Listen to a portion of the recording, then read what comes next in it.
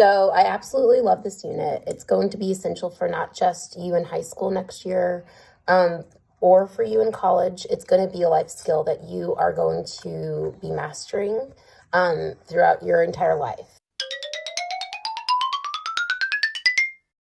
So there are 3 things that I'm going to teach you in this unit. The first thing is I am going to teach you how to build background knowledge.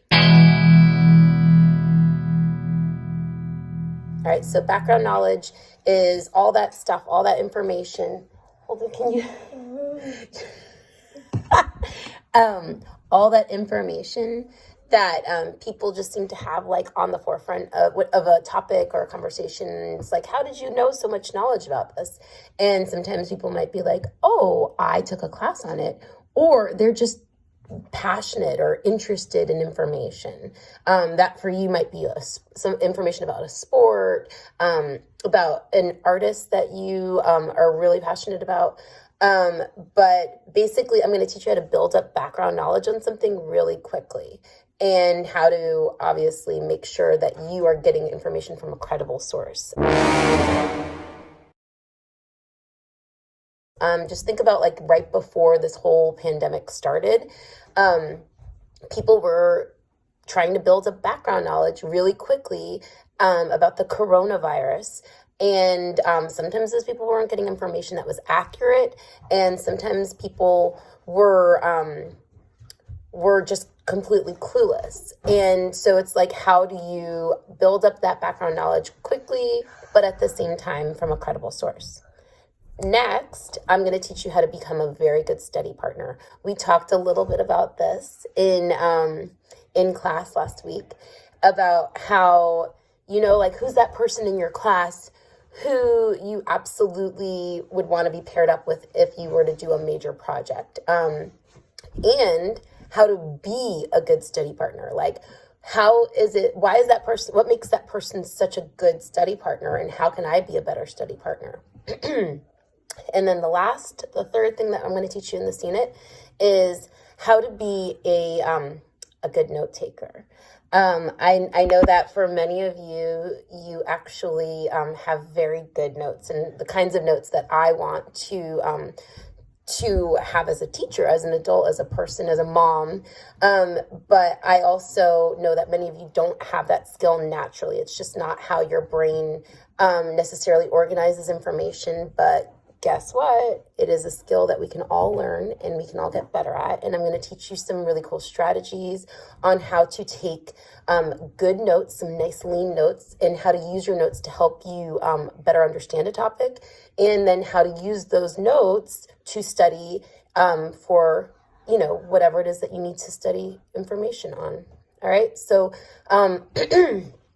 as an intro for this, I could tell you all about like how important research is, how wonderful research is, but I thought it might be fun to hear it from one of my former students. When I first started teaching 13 years ago, in 2007 to 2008, that was my first group of, yes. I'm still hungry. I'm going to get you food in just a minute, okay? Okay. All right.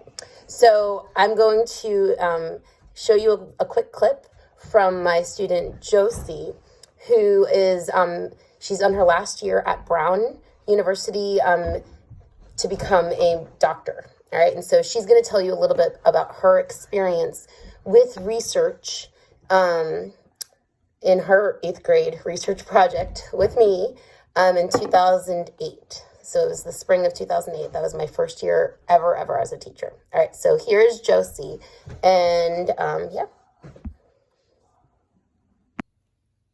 Hi, my name is Josie Valcin, and I'm a 4th year medical student at Brown Medical School. And Ms. Lazo asked me to send in this video to talk to y'all a little bit about research, why research is important, and how research impacts my everyday life. So I did this research project as well. So I did this in 2008, so about 12 years ago. So it was kind of a long time ago, but I can say that ever since then, I've probably had to do some sort of research up to now. So research does play a very big role in my life.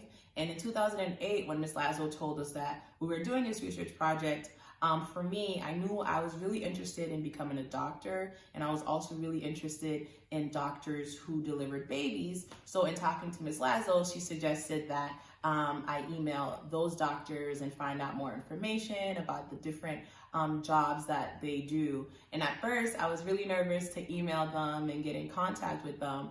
But after getting in contact and them responding, it was really exciting to learn all of this new information.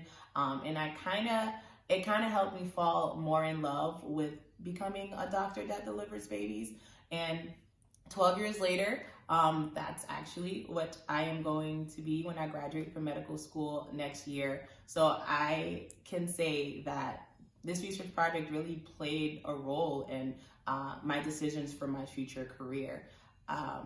And the different research that I've done since then has been on a lot of different things. I've done research that worked with the genes of orangutans.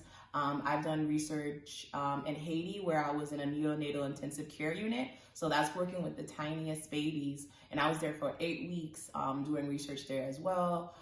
So I've done clinical research. I've done research with these things called pipettes. So I definitely feel like I've seen the broad spectrum of what being a researcher could look like. And it's made me realize how important a project like this is. So for me, when I'm usually doing my research and starting with my research, one of the most important things is, what is the question that I want to ask, right? Like, what, at the end of the day, when I'm done with this, what do I want to learn? What do I want to be able to explain to my classmates? And what do I want to be able to show Ms. Lazo that I learned? So that's some of the important things to think about when you're starting something like your research project. And after that, once you ask that question, your next step is saying, okay, and now I need to get all of this information. And it's 2020, so you have a lot of information everywhere. You have your phone that can give you a lot of information. You have the library that has books. Ms. Lazo can give you different resources to choose from. So this day and age, when you're doing research, it's a little bit easier because everything is really right in front of you. And that's going to be a very important part. Looking up information, knowing where to look up information, and knowing which sites you can use, which sites are credible, right? You want to make sure you're getting information from somewhere that's the right information, and you're not learning something that makes no sense.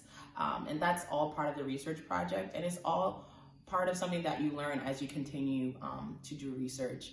And even outside of being a doctor, I see research in a lot of different ways, and people can do research in many different ways, whether it's like working with children and their development, or whether it's doing research on makeup and how to make makeup last longer. It's different things that you can use research for. So this beginning of your journey is just the first step to learning about how to be a researcher and how to be the best researcher. So I would say that because of this project, I became a better researcher for it. I fell in love with doing research, and it helped me solidify the fact that I do want to be a doctor one day, and that I am going to be a doctor one day.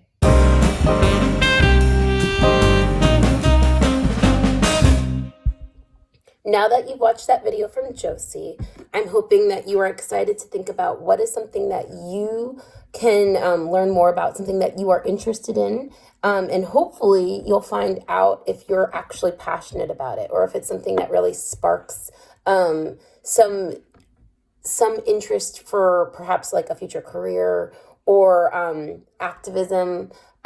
So as we move through this unit, we'll be exploring topics that I'm going to guide you through. The first one being freedom of speech, because the reason we're able to pursue this kind of research in our country is because we have access to that First Amendment freedom of speech. And we're allowed to not only say what it is that we believe or think, but we can also hear what other people have thought and said about a certain topic. So we have that freedom, and it's very special and unique. So we're going to learn about freedom of speech. And then from there, we're going to break off into study groups that you guys will self-select. And you will also decide what topic you will be pursuing with your study partner. And you'll be taking notes, and you'll be building background knowledge, and you'll be having these really nice, awesome, thoughtful discussions. I know we won't be able to meet face-to-face because of the quarantine and all, but it does not mean that we cannot have our thoughtful discussions with each other. And since all of us are all online anyways, most of the research that we will be doing will be online based. So looking forward to an awesome unit.